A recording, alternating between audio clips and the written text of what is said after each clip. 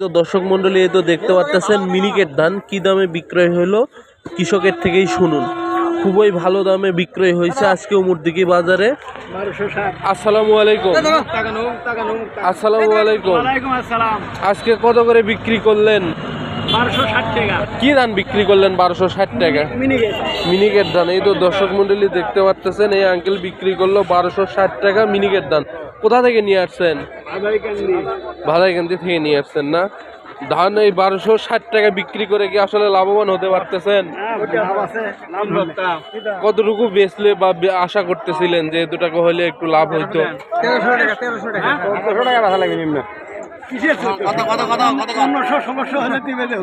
1500-1600 হইলে একটু লাভবান।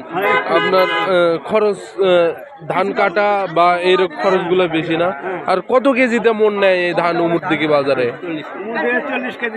40 কেজিতে নেয় না? ঠিক আছে।